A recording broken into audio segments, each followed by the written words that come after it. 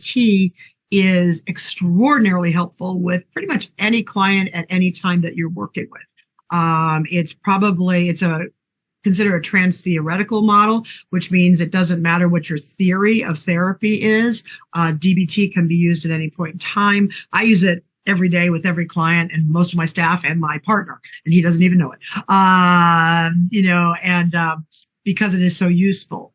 EI, so you may have had a lot of experience with DBT before, which is great. Please chime in throughout our time together.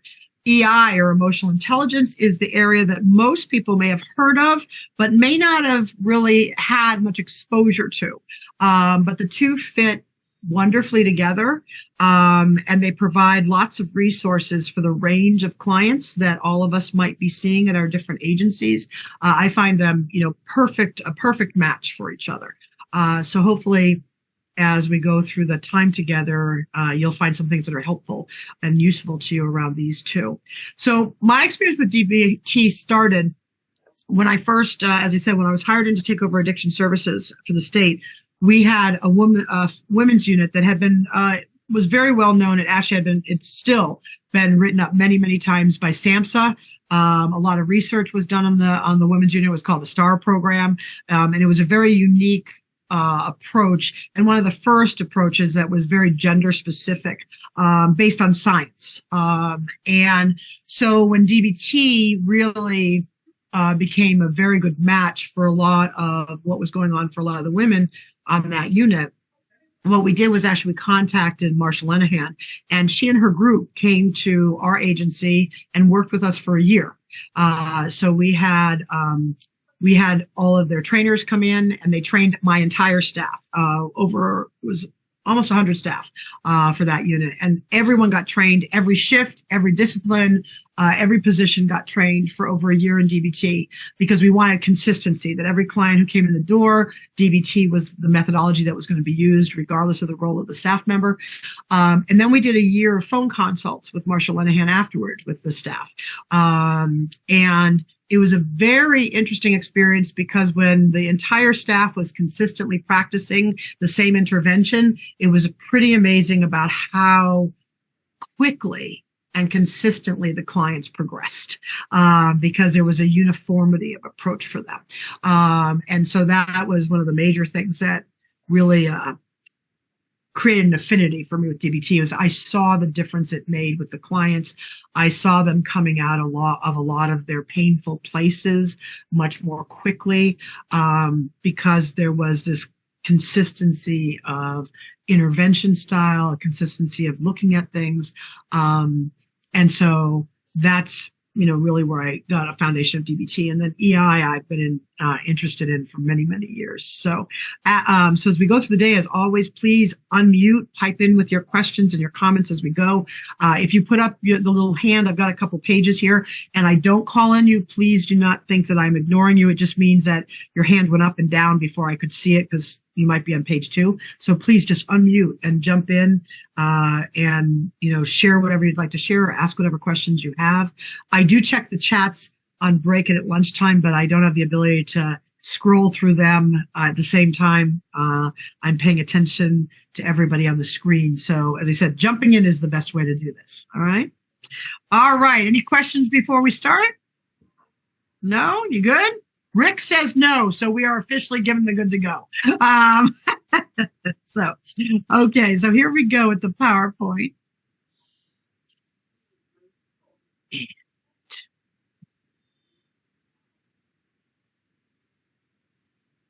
All right, so some of you might actually have seen this without even realizing it, maybe on a newsstand or those types of things, because there was a whole Time magazine, and it made the cover page, actually about EQ.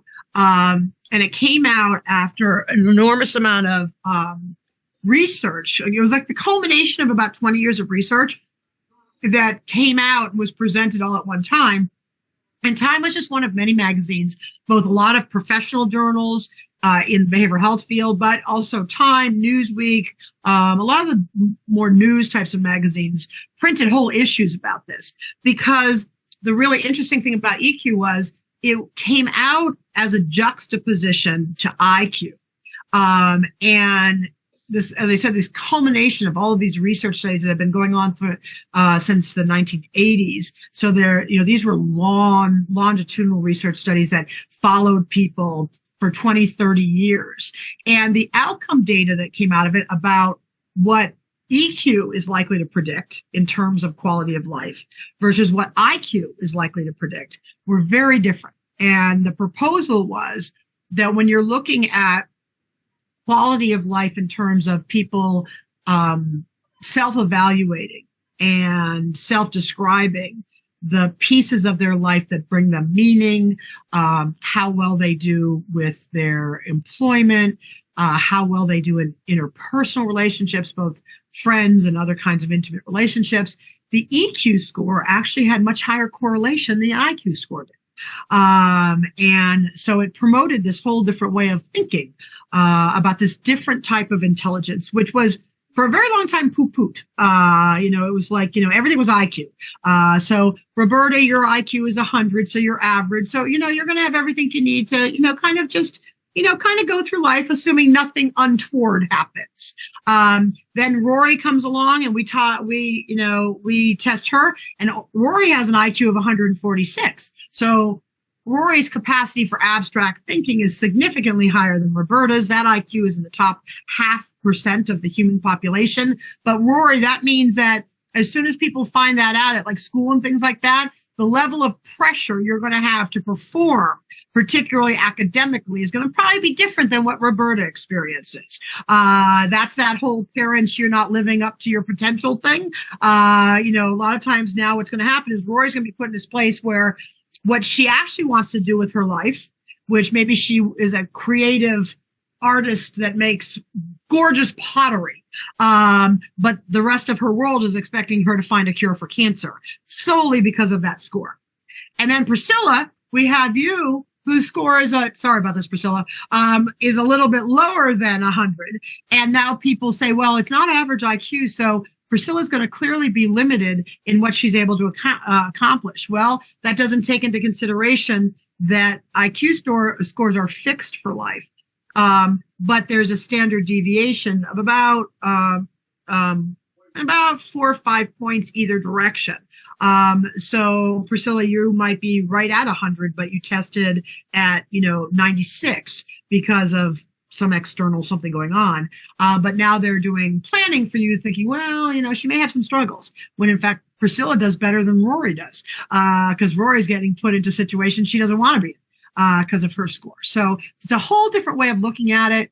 And it's a way that, interestingly enough, the more you read about it, from, as I said, very legitimate replicated data sets that are 20 and 30 years old, you find that EQ is probably more predictive. Once a client has an IQ of anywhere above 95 about, EQ is going to be more predictive of their quality of life.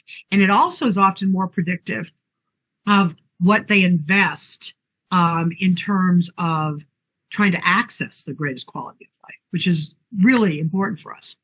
And so it makes a difference in this idea of, this concept of surviving versus thriving.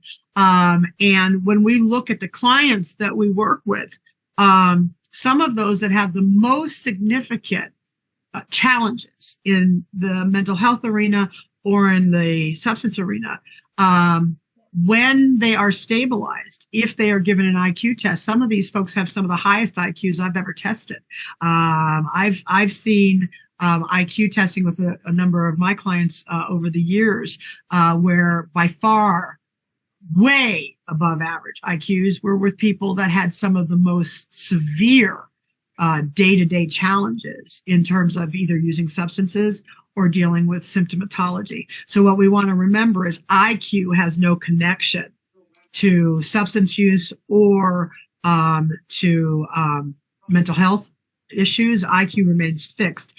EQ can, because EQ can be learned and changed. IQ cannot. And that's the piece we want to. So the good news is that when we work with our clients, no matter how chaotic their lives are, the further they become part of being stabilized, the more we can actively and very assertively work with them on learning EQ skills. And those should really have an impact on quality of life for them over time. IQ, you want to remember, is fixed at the moment of conception, folks. So at the moment of conception, when that egg and sperm collide, your DNA has racked you with an IQ that you will have for the rest of your life. You cannot increase your IQ. So those of you that stay up late and watch those infomercials at midnight, and they have all those products of, increase your IQ by 10% if you buy this product, please send those all back, because none of them will work. You can't, that's not possible. Sadly, the only thing that can happen to IQ is it can go down if, in fact, you have brain damage, either through like a TBI or disease. It can reduce your access to your potential, but you can't increase it in any way, shape, or form. EQ, you can. Another great piece about EQ. So we have these, what we call the trans-theoretical models that we can use to work with individuals. And trans-theoretical basically means it has no theoretical model that it ascribes to, that these are filters, perspectives, and activities that we can do with clients. And it doesn't matter what your model of treatment is. So we can have, let's see. So here, Sherry C., she's Adlerian. Tesla is hardcore cognitive behaviorist. Cindy is kind of more Rogerian. Lori, you're a reality therapist. Tammy, you have kind of more of a psychoanalytic bent to you.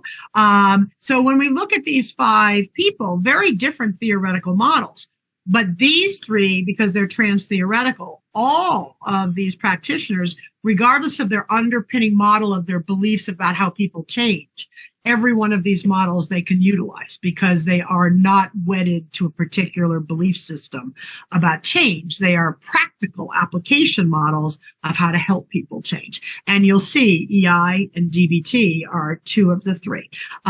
This combination, this is, if you were to ask me in clinical practice, what is my philosophical and theoretical model of clinical practice? It's these 3. I integrate these 3 about equally. And this is the underpinning of all the work I do with all my clients, regardless of what diagnosis is. Now, underneath that, do I have some ideas about how that person came to be seated in my office and the personality development of the person? Sure. That's the underpinning theory. But if you were to have a camera watching what I do in the office, it's these 3, always these 3, together.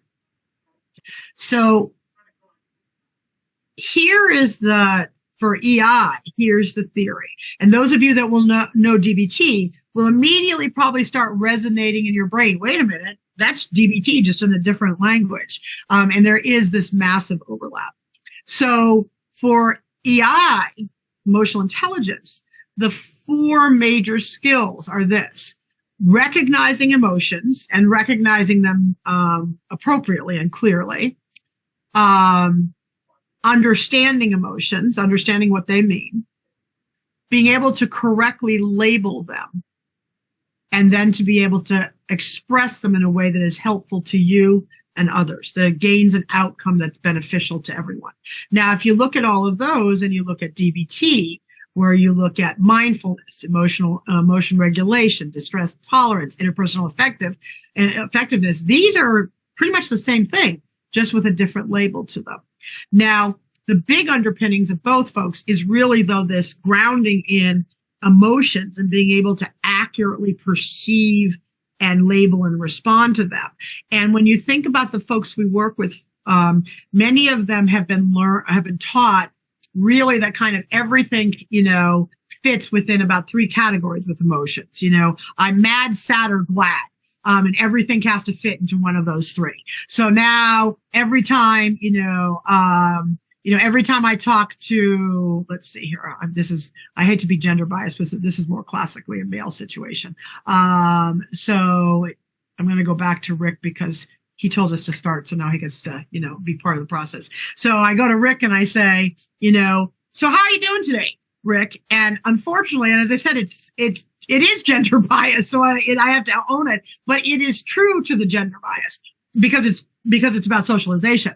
So with Rick being a male, I'm more likely to hear, "Oh, I'm okay," or "I'm pissed off." Those are kind of the two options. Or maybe if it's a bad day, Rick will say, "I'm really pissed off." But there's that either okay or pissed off, neither of which are true emotions. Those, they don't tell me anything. But what Rick has to learn to do over time is, kind of split out emotionality. So when he says, "Well, I'm pissed off," the first thing, and if you only get one thing from this training, this is the one thing I would want you to get, is always remember, anger is never a primary emotion. Anger is always a secondary emotion. So if someone says they're angry, you always have to delve deeper, because that's not the primary cue. You're not going to work on the right thing. Anger is a reactive secondary response. It's never a primary core emotion. So if all of us on this training can only just learn that one thing and understand it and get the skills around digging deep to find out what's underneath it, we'll already improve our practice by a huge amount. Because otherwise we get into conversations with people about the anger, and then we're missing, we're missing the boat here, which is the anger was triggered by something else. And what is most common that triggers anger is fear, anxiety, and vulnerability. Fear, anxiety, and vulnerability. Barbara is nodding, and so is Rick. So that must land in some way that feels accurate to you. So anger is what I'm seeing with Rick. But now I have to sit down with him and say, "Okay, I get you're angry. But that's how you're expressing what's going on. But underneath there's something that's promoting that response. And we need to figure out what that is, because otherwise we can't solve it." So this, in both EI and DBT, is about the deeper dive. It's about the deep dive as to what are the, being able to identify what's inciting the expression that I'm giving you. Because if I don't get to that piece, I'll never resolve it. And I won't learn how to express things differently, because quite frankly, Rick, if you always act like an angry person, what's going to happen is you're going to push away people when you need people the most. Because if you're hurt, you need people to come closer to you to help you heal. But if you act like an angry person and say you're pissed off, when you most need to draw us close, you're most likely to have a step back. Does that make sense to you, Rick, as I say that to you, when I give you that example?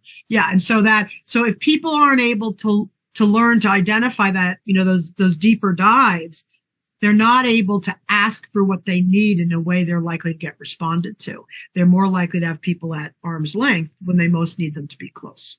And so when we look at this over here, you'll see IQ is heavily loaded left brain, heavily loaded left brain. Then EQ is heavily loaded right brain. Now, that doesn't mean that they both don't, tap into both sides of the brain, but IQ tends to be more logic based. That tends to be more left brain. EQ is more emotion based, which tends to be more right brain.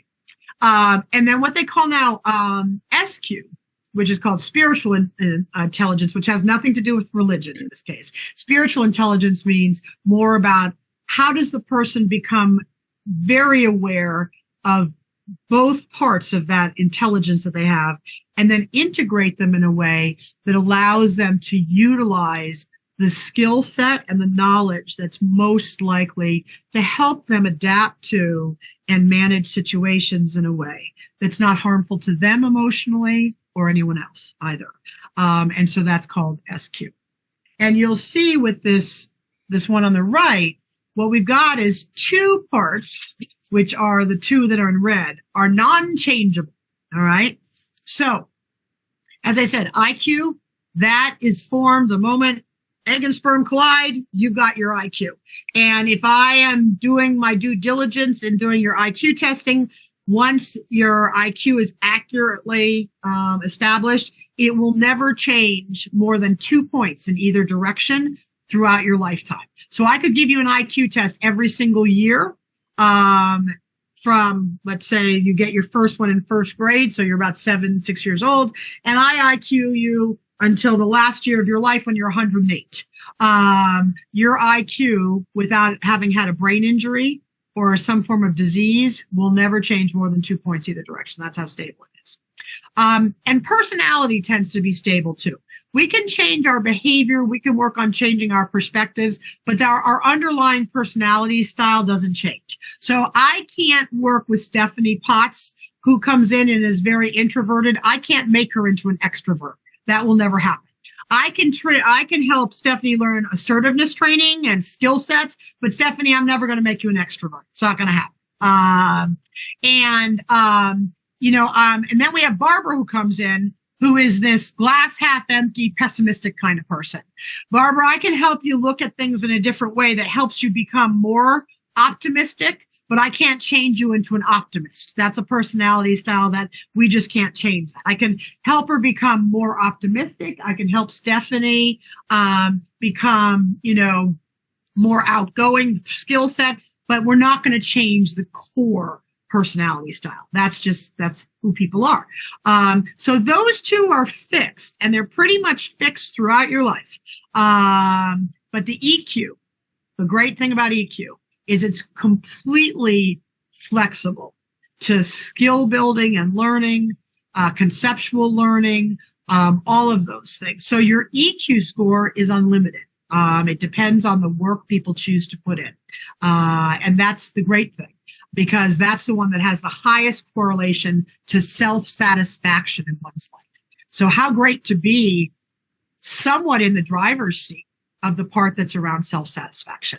And let me stop sharing for a minute. So when you think about the work that you do with your clients, and you think about how much that work is around helping them offset misery of a lot of the life choices that they've either made or have occurred for them through no choice of their own. When you look at the EQ piece, that's really the part that's really our target to help them change. I'm not really concerned about changing my client's IQ. That's not, it is what it is. We move on. And I'm not really interested in changing their innate personality, but building upon skill set, upon skill set, upon skill set, so that they're able to make choices and decisions in their life that increase the quality of their life, their self-satisfaction in life, their, pleasure, their choices. That's what, really the work that we do is really focused on. And that is pretty much mostly footed in EQ, and EQ is the flexible one. So that part works out really well for us and the client overall. So then we just have to become skillful in teaching them how to do that. But the ability is there, which I think, I don't know. And I got you all back together because I'm interested in your chiming in with your thoughts of that. I really feel that approach for me feels much more hopeful than the kind of the older world, which is you picked a philosophy of therapy, and then you looked at everybody through that lens. Because some of that piece around how we develop as human beings might be very accurate. I'm not saying that that's not true, but I think looking at everybody through that lens, like, everybody, all of you are going to come to therapy with me, and I am, Jungian. So everything you do, I'm going to see only through a Jungian lens. I think that we found over the last 100 years that those theories are very helpful. But if you get wedded to one and one alone, and we're not looking at other things, a client can get stuck. We can get stuck too, in our work with that. And so this gives us a different highway to travel down, I guess I would say. So as you're thinking about it so far, and I know it's very small, it's just the introduction. So what are your thoughts about EQ as I've described it so far? How's it landing around EQ?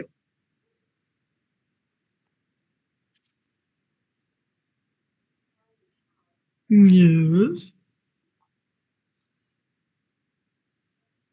No one has any thoughts yet? I find that hard to believe. Either that or you didn't have enough coffee. I'll jump in. Yeah. Yeah. I noticed this is when I've done couples counseling, EQ really comes up. Yeah. Because that's the problem, is one knows their feelings and is better able to express them and one can't. Yes. And many times people who have those seemingly very opposite ways of dealing with the world end up together. And unfortunately, the data does not bear out that opposites attract and that works out most of the time. So usually if those relationships are going to last long term, both people have to look at what can I do to become more mindful? Because some people can be not mindful of the logic of the other, and some can be not mindful of the emotionality of the other. And that's often where that problem comes in. Yeah. An excellent point, because then we're looking at the here and now in the room, which is EQ, applying some of the theoretical models that might, be longer term, but not only seeing them through that model. So good. Excellent. Go ahead. Other folks that want to jump in. Just thinking, actually just tagging off of the other woman, specifically regarding couples as well, but actually using that with to educate them about the EQ, because I think it's not a language that people talk about at all, and to offer that up as a bridge. Yes, and the interesting thing is you don't hear much about it. I will go into groupings with professionals such as yourself, and I'll say, well, EQ really is, the very clear approach we want to take with this client. And people will look at me like I have two heads and beamed off of another planet, because if they're feeling particularly brave to stick themselves out in front of, if it's a group, to say, what is EQ? And then as soon as one person says that, you find everybody say, yeah, I haven't heard that either. And then it will start a conversation about it. But I agree. I absolutely agree with what you were saying. Other folks, any other thoughts or reactions? Yeah. Do you think that workers that have low EQs, or just limited skills and stuff like that kind of is going to carry over into the work that they do, and that they're going to have a hard time working with clients and having long-term client relationships because of their own emotional needs? Yeah, and thanks for adding that, Monica. Because I use EQ in my supervision with folks all the time. It's one of the major ways that, I help people hopefully to move, change, and grow in their supervision. And once again, I was not really joking when I say I use DBT and EQ in all parts of when I get on the phone, with like the cable company that frustrates the heck out of me, I will EQ the other person up one side and down the other to try to get, what I need done, because, and in supervision, the more everybody knows about EQ, I think, is better for clients. But the more supervisors become very well honed and fine-tuned in it, the better they'll do, because they'll affect generations of service providers. If I'm talking to the client, I'm helping to affect the client, and that's the most important thing. But if I'm working with you and doing supervision with you and using EQ, and it changes what you do with the next 400 clients you'll work with in your career, that takes that, and the multiplicity is, pretty clear. So yeah, and I think it's true that we look at that across the board. Lower self-awareness, lower willingness to dig into our own stuff, lower awareness to see that every one of us is emotionally vulnerable, lower awareness to see that all of us have symptomatology of different disorders, just not at a diagnosable level. Some people tend to be more anxiety-based. Some people tend to be more, depressive based, in terms of how we deal with the world, just maybe sub-diagnostic. But that's just being human. And this is one of those areas. Yeah. Learning a lot about EQ, pushed me to learn a lot about myself. I brought a lot of the stuff I learned for practice into my own therapy and said, oh crap, I read this today, and now I realize I have to do work on me, before I could do work with clients, those kinds of things. So, all right. So, yes, the iceberg too. that's the iceberg has mostly to do with what's conscious and not conscious, which would absolutely apply to this as well. All right. So thank you, folks, those of you that jumped in with some comments. So this is kind of how this looks for people who are visually based, right brain based. So this top left, that you need IQ, which is the brain part, plus EQ to have the most level of insight and enlightenment. If either of those two pieces is not developed to the full extent it can be over a lifetime, which is a process, not an event, the more the person is going to miss some of those aha moments in both problem solving as well as insight into themselves, why they do some of the things they do, why they repeat some of the things they do over and over again. And my favorite one is the one down at the bottom with, we have the two people that visiting us from another planet that say, remember, you're not dealing with creatures of logic, but creatures of emotions. Creatures of logic. So Mr. Spock on Star Trek, or Data on the newer version of Star Trek, would be all left-brained. And then you have the emotionality piece that is all right-brained. And what we have is that individuals who tend to really navigate life in a way that's very fulfilling and least painful, doesn't mean that they are not faced with painful things. It means that they have the ability to navigate that, are people who have this, like on the right, this overlapping meld of EQ and IQ in a way that they're able to smoothly transition from one to the other based on the details of what they're dealing with at the time. So this is one of my favorites. So you have the brain who comes home from work and says, I have to work all day long, and look at you. And you have the heart who's just laying there relaxing. And the heart says, that's because humans think IQ is more important than emotional intelligence.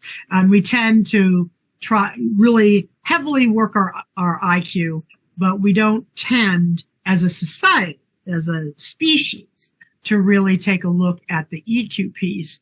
And how day to day and everyday life, it's going to probably have a bigger impact across our lifespan in terms of quality and contentment with life than IQ ever will. As I said, once the brain over here, is tested at 100 or above, the brain should be allowed to lounge around for the rest of its life. And the heart piece, the EQ piece, is the one that really should be out there working, really hard.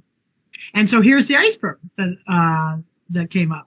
And so what we look at is the IQ part above it is basically what defines the level of performance and decision making that takes place for the individual. And EQ is looking at the ones you see there, like being self-aware, motivational factors, self-management, which also includes mindfulness, social skills we develop, and empathy. How well do we read other people and make appropriate connections with them? Both are important, but once again, as I said, this larger piece below the surface is the one that has the highest, by far, correlation to self-satisfaction and fulfillment throughout life. And so you'll see they've redone it to the iceberg. This one over here on the left, was actually came out of a business model, and looking at different in different employment situations, what should employers be looking for? And the data really came back that in most jobs, you want somebody who has base level capacity, IQ, but has capacity for very high levels of EQ, particularly in arenas like sales or any place where there's meetings or you have to help people jump on board with you around certain ideas, that kind of thing. So they actually renamed it for that use, called the iceberg of success and happiness. As you can see, there's the need absolutely for what's above the surface, but the larger presence is what's below. And so when we look at these, you'll see left brain and right brain have very different jobs. And so when you look at the right brain part, you'll see that's where, the motivational piece, reflection and self-awareness. There's your mindfulness, folks. Relationship management. There's your interpersonal effectiveness. Organizational dynamics. And that's not talking like organizations like businesses. That's talking about being able to go sit in a room like with a family or with a group of people and figure out what are their relationships with each other and how do they interact with each other? How do they work as a system? being socially aware and the capacity to be empathetic.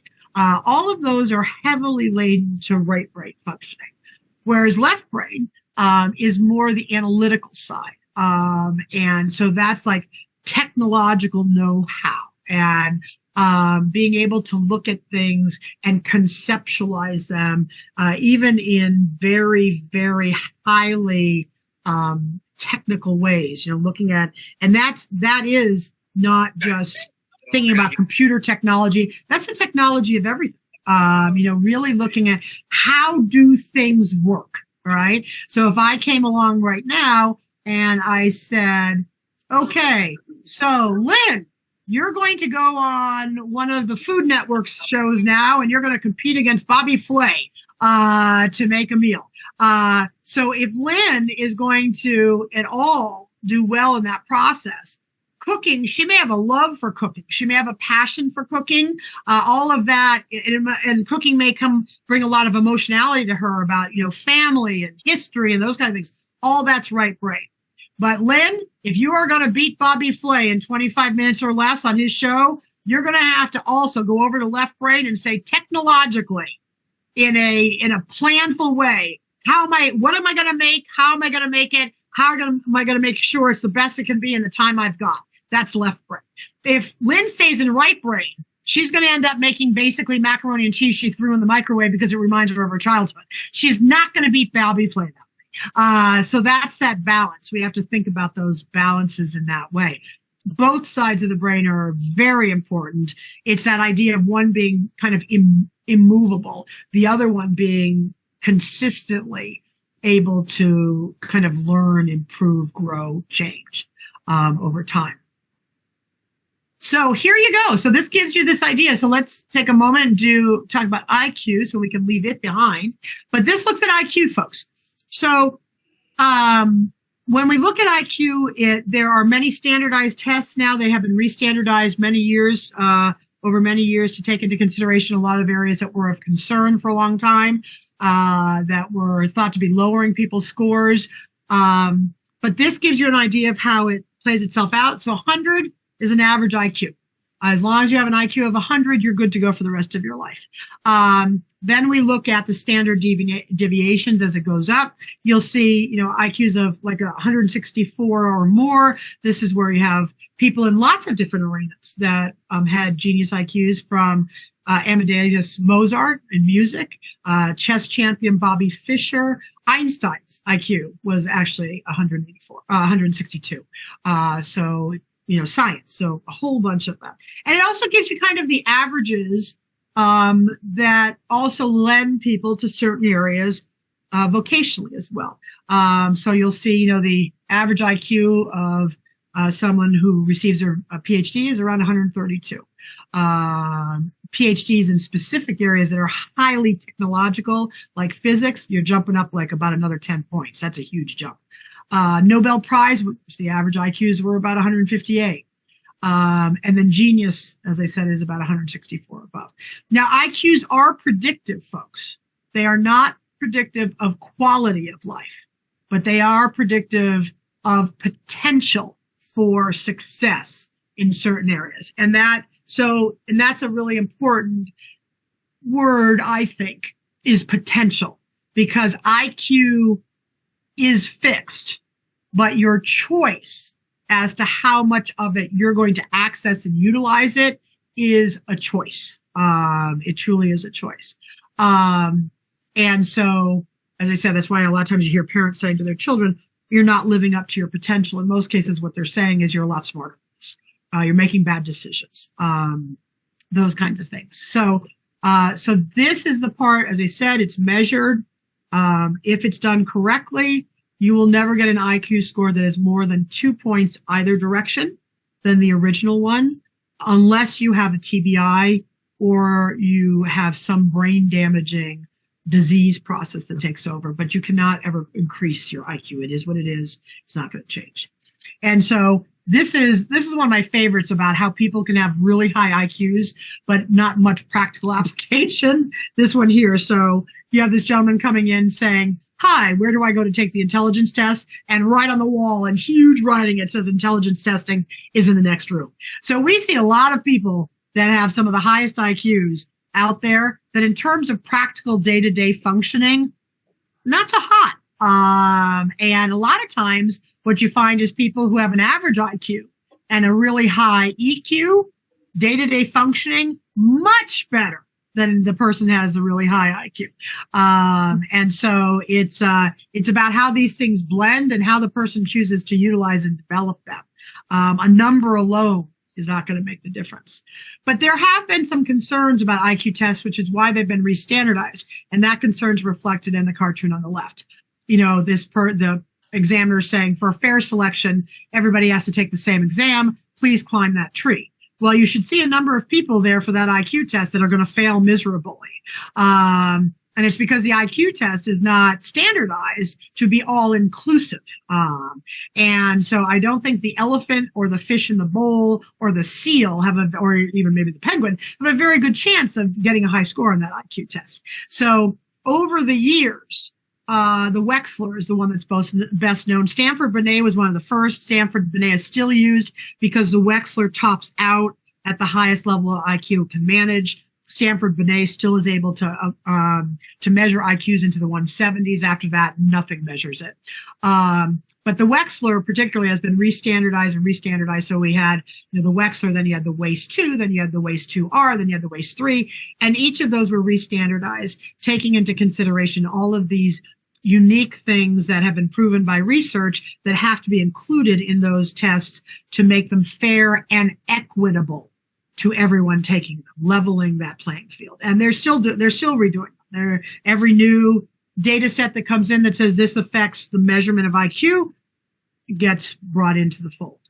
Because people think differently. And this Drabble one, I think is perfect. So he's taking the intelligence test and it says 2, 4, 6, 8, what comes next? And then it says that's almost too easy. Who do we appreciate? Whereas many people would have said 10. So, perspective plays a part. And so IQ tests, as I said, have been restandardized to take into consideration these subjective filters as well as people's experiences to make them much more accurate and effective. But they do have the research that looks at IQ tests. It does have very high correlation to predictability of outcome of success in certain areas. So there are high correlations there. So we know that the restandardizations are helping us become more and more accurate with those. So here we have on the left here, the everyday blues. So you have this young lady and young man talking, and the young lady says, I really think intelligence is quite sexy. And so the young man says, then you're going to like me. I have a superior intellect. I went to college. I read books. I even post opinions on an online forum. And so the young man says, so how about it? And the young girl says, I said intelligence, not arrogance. And unfortunately, in many cases, intelligence is partnered with arrogance in that people think that a high IQ makes them superior to other people. And that's not the case. The high IQ gives you access to some things that others may not have, but it's all about what do you do with it. That makes a difference. It's not that it doesn't grant you success. It grants you capacity for different kinds of success. And this one here, which reinforces that fallacy that IQ changes as you age, which it does not. So Nana said you had a very high IQ when you were a boy. I bet you're glad you grew out, inferring that his dad gets dumber as the years go by, which I think many kids think. But the reality of the fact is, as I said, IQ fixed from the moment of conception. You don't get smarter as you get older. What you do is you learn how to use your IQ in more arenas as you get older. You use the capacity more, hopefully. So, so the story I always tell about this at this point in time, which has always really fixed that in my mind, and you might have ones of your own that help with that. So I went to high school with, actually I went back to my high school yearbook, last night before this class because I was remembering this this friend of mine from high school. So when I was in high school, I had a really close friend who was just, I mean, he was brilliant. And so I made the mistake of saying, yeah, hey, I'll go take the SATs with you. This was back in the day where you had to take the SATs to get into into college. And it was a big factor in getting into college. You had to get minimum scores and things like that. So I said, okay, fine, I'll go with you. So, so back then the SATs were done in different places, usually like auditoriums or libraries or things like that. I mean, it was the old paper form where, you were told you could start, you had to peel off the perforation and you did your section, and then you were told you had to stop and then you went to the next one. Very different than the computer way they do it today. So he and I went together, and it was in a library, and it had those little cubby cubicle things. So I was sitting in my cubicle. He was in the one next to me. And, so they started the exam. And so I'm peeling off my perforation. I'm starting to answer, and I'm thinking I'm going at a kind of good clip. And all of a sudden from his cubicle, I hear this sound. And I'm thinking, what the heck is that? But I can't talk to him. And I can't look around it because they'll think I'm cheating. So I'm stuck. And so I'm sitting there going, what the heck is that? But I kind of blew it off because I had to finish my thing. And so we're moving through the second section. Same thing. I'm like about a halfway through mine thinking, I'm moving pretty quickly here. And that sound starts. So now I'm getting more frustrated because I have no idea what it is. So we get to the end of the test, and when we're getting done, I'm pushing back. And damned if that guy did not have a deck of cards with him. And what was happening was when I heard that sound, he had already completed that whole subtest when I thought I was doing really well about halfway through, and he was playing solitaire. And they let him bring the cards in because they were sealed and everything when they came in. So they didn't stop him from out. So a third of the way through, or a third of the, time through, and I'm about halfway through thinking, hey, look at this. I'm going to stellar pace. He's playing solitaire every darn subtest. He did that. I went from loving him to hating him in 1-2 hour period. Then we got our scores back, and I got mine. I was like, oh my God, I'm thrilled, with my scores. They got me into all the places I applied and stuff like that. So I call him up and I said, oh my God, did you get your scores? He said, yeah. And I said, well, I got this. And he's like, oh, that's great, Mary Kay. I'm thrilled for you because that means you can go anywhere you want. And I was like, yeah, it's really good. Now I can choose. And I said, how about you? How'd you do? And he was like, oh, I did really well. I think I did really well. And I said, what did you get for a score? Perfect 1600 out of 1600. Did not miss one question on the SATs. So here's a kid sitting there playing cards a third of the way through who gets a perfect 1600. So my response at that point in time, I was already starting to work towards being a psychologist, was to say to him, I do not feel I can any longer speak to you at this time because it may not go well. I'll call you soon. I was just kidding him. But one of the things that he was, I mean, everybody knew he was brilliant. I mean, you couldn't talk with him for more than 3 minutes without going, whoa. But the wonderful thing that happened for him that often doesn't happen for people that have stellarly high IQs. He's one of those ones that he tested off the chart. We don't have an IQ test that tests a number high enough for him. So they do estimates. They estimated his in the 180s. The highest we can test is the 160s. So that gives you some idea. But his parents were the brilliant ones because his father was also extraordinarily bright like that. And so was one of his brothers.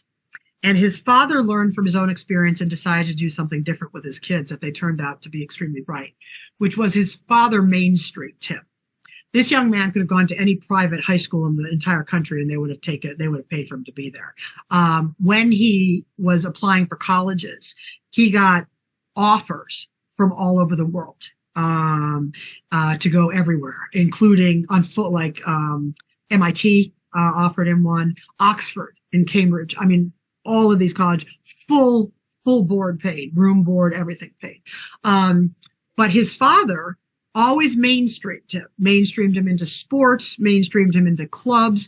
And in his family, there was a tradition that all the men, when they graduated from college, they enlisted in the military of their choice, and they did 2 years of voluntary service.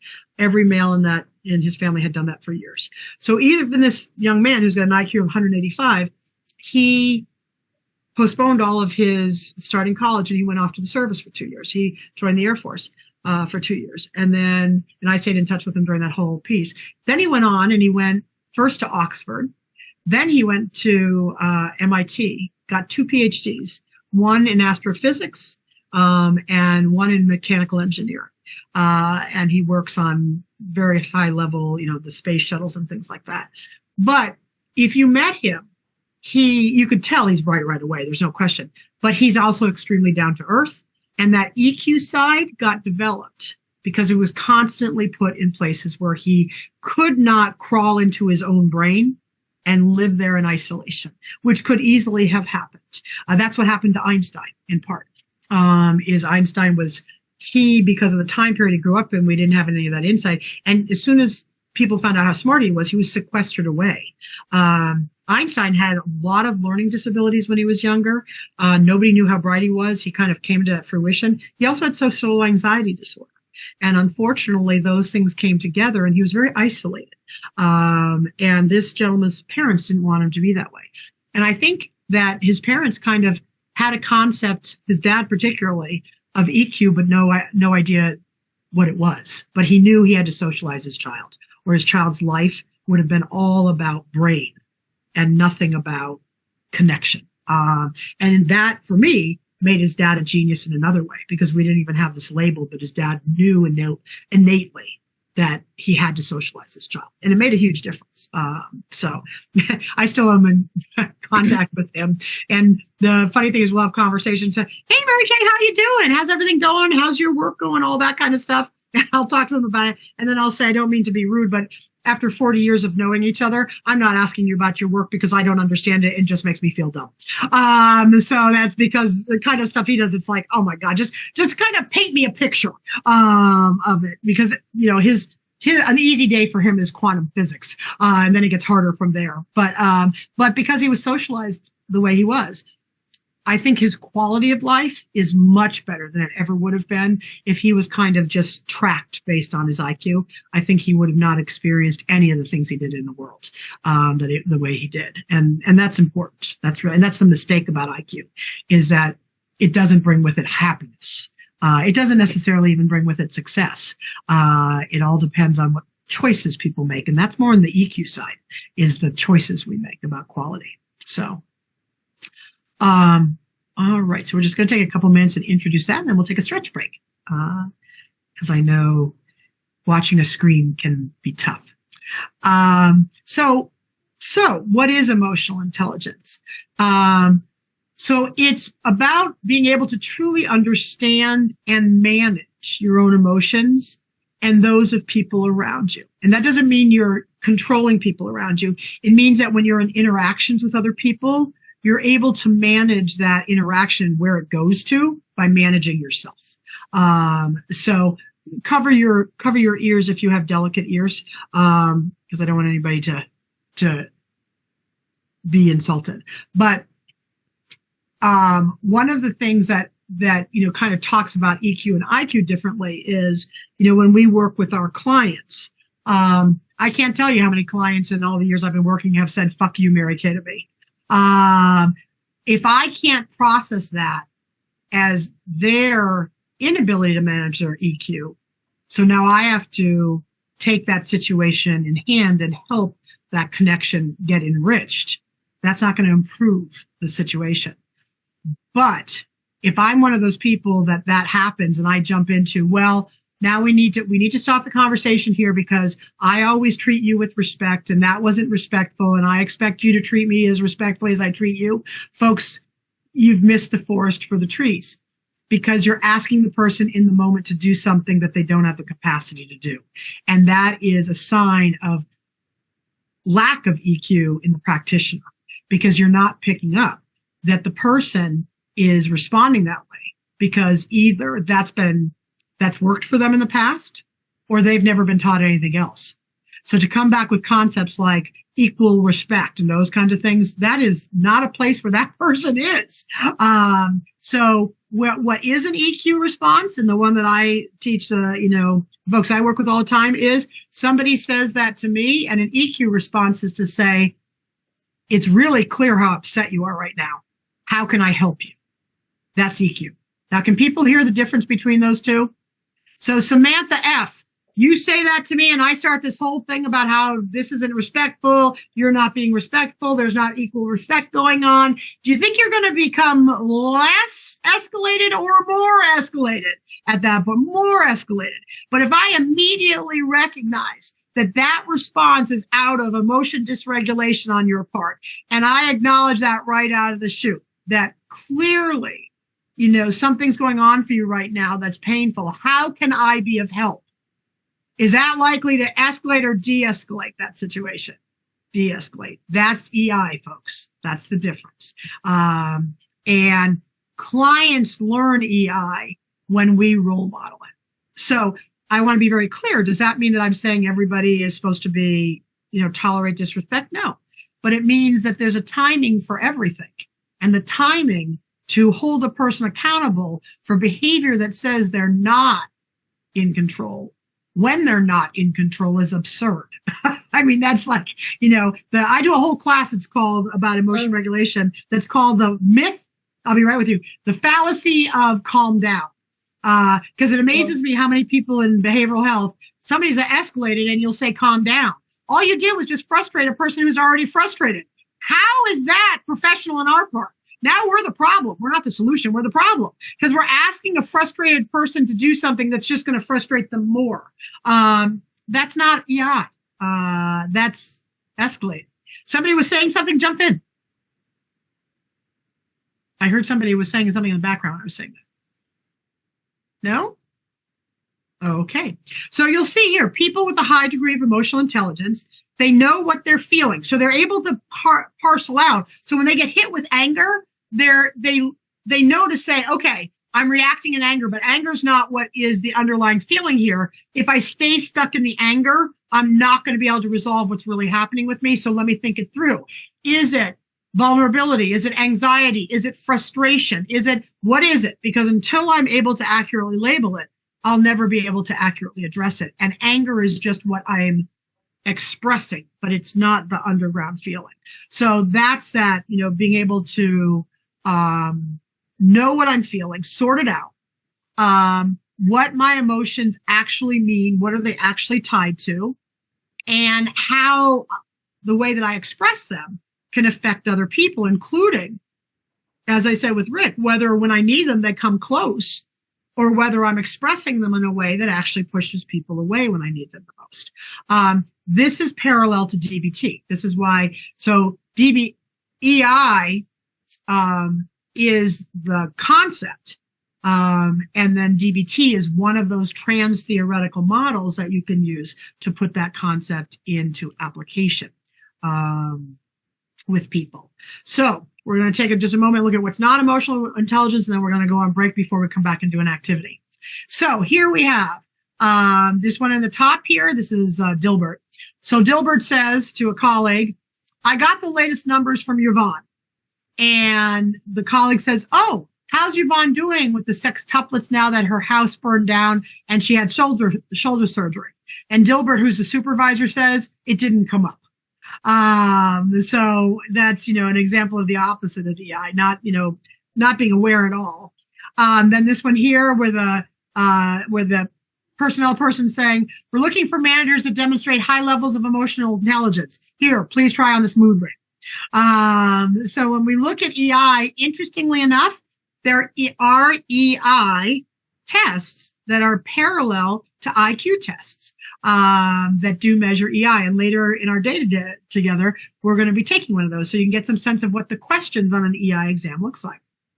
And then the bottom one, what's not emotional intelligence? These are parents to their son. Dear Andy, how have you been? Your mother and I are fine. We miss you. Please sign off your computer and come downstairs for something to eat. Love, Dad. And sadly, unfortunately, and the data on this is getting worse and worse. It's very distressing to me because I work with a lot of adolescents. Each generation that has come from the beginning of the social media age to the point now that we have couple generations that were born into it, the EI quotient of people is going down with social media drastically, not up. And the prevalence of depression and anxiety disorders has increased with each generation has been more born into or influenced for longer by social media, the higher rates of depression, isolation, and anxiety are self-reported by the people from that generation. So there's a lot. I just actually read this very, very intensive research study because I'm teaching one of my classes on social media soon, that came out that was a 10-year follow-up on kind of really the first generation that was like literally as they came down the birth canal were handed a cell phone and a Facebook account. And the numbers about these areas are really horrific, to the point now that a lot of the psychology write-up is about, we got to put down our phones.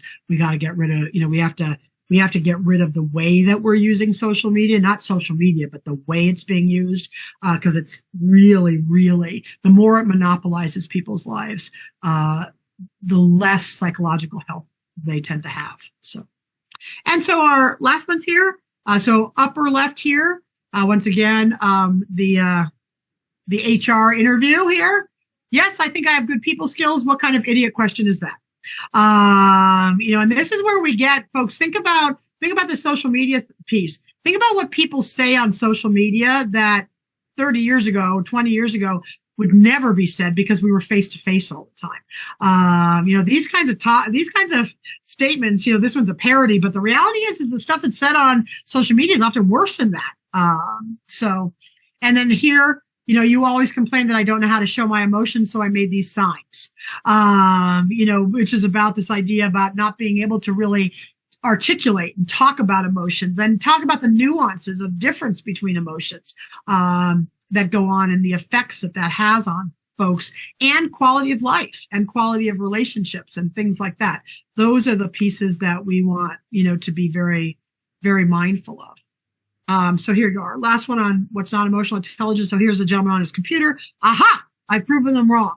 The computer, my one and only friend, says I have a high EQ. So right there, kind of that missing that boat. And the second one that's over here, which is thanks to this new app, I now know Jim there is disgruntled. So, that complete disconnect over time.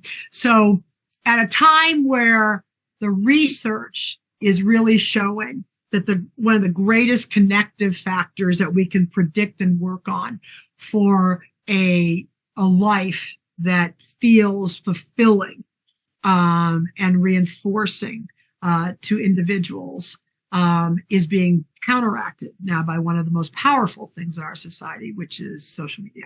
And so we have to find, and I'm not advocating that we get rid of everything. I'm not saying that. What I'm saying is what we have to figure out is balance. And we have to start teaching children balance from the moment they come down the birth canal. So that, that's problematic. And one of the biggest issues with this, folks, and I'm going to say this to you, and they send you on break so you can have your coffee or whatever calms you down, because some of you will get pissed off at me, and that's okay. Because this is all about emotionality in this training day. But practitioners, unless someone who has an emergency, like they come in and say, my mom's in the hospital, she's really sick.